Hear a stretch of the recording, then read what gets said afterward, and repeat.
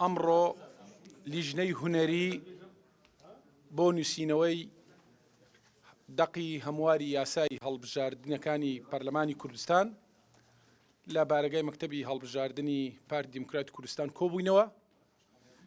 5 حیزبی سەرەکی کە نوێنەریان لە پەرلەمانی کوردستان هەیە، یەکێتی نیشتیمانی کوردستان، پارتی دیموکراتی کوردستان، کۆمەڵی دادگەری، یەکگرتووی ئیسلامی و بزوتنەوەی گۆڕان.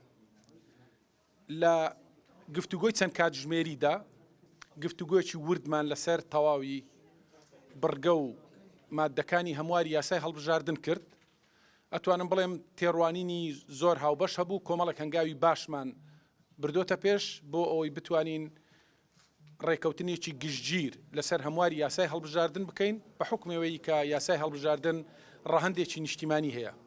هەموو لایەنەکان سوورین لەسەر ئەوەی کە هەوڵ بدەین بە زووترین کات ڕەشنووسی هەمواری یاسای هەڵبژاردن تەواو بکەین و ئاراستەی پەرلەمانی کوردستانی بکەین بۆ ئەوەی ڕێکاری یاسایی لە پەرلەمانی کوردستانی بۆ بگرێتە بەر و هەموارەکە بکرێت.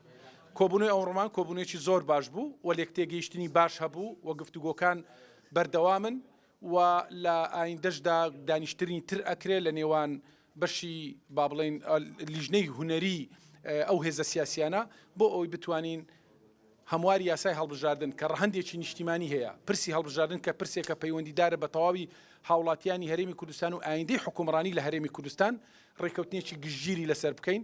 ئەوەی ئێمە ئەیبینین بەگەشتبینیەوە هەموو لایەنەکان بە پەرۆشن بۆ ئەوەی کەوا بگەین بە ڕێکەوتنێکی گشتگیر و خاڵی هاوبەشمان خۆشبەختانە زۆر زیاترە لەو خاڵانەی کە ناکۆچی و تێڕوانینی جیاوازی لەسرە.